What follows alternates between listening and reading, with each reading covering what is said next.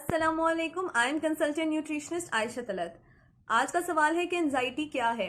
जहनी दबाव, स्ट्रेस, बेसकूनी या फिर आपकी दिमागी सेहत का ठीक ना होना। अक्सर औकात हमारे जिस्म में कुछ खास चीज़ों की कमी हो जाती है। एंजाइटी एक फीलिंग नहीं है, ये एक बीमारी है। जब भी एंजाइटी हो आपको पानी का इस्तेमाल करें। आप इसको ग्रीन टी की फॉर्म में भी ले सकते हैं। सादा पानी 1 से 3 लीटर जो है वो पूरे दिन में पिएं। या 2 कप ग्रीन टी के रोजाना आपकी एंजाइटी ना सिर्फ खत्म करेगी बल्कि साथ के साथ आपका मूड भी बूस्ट करेगी। इसके अलावा आ जाती है dark chocolate, yogurt, turmeric. Viewers, आप कोशिश करें कि आप इन चारों चीज़ों का इस्तेमाल करें, खास तौर पे ग्रीन टी का, क्योंकि इन चारों चीज़ों का काम है कि आपका मूड बूस्ट करे, आपकी एंजाइटी को दूर करे। ये एक हैप्पी हार्मोन होता है हमारी बॉडी में, सेरोटोनिन जिसको हम कहते हैं।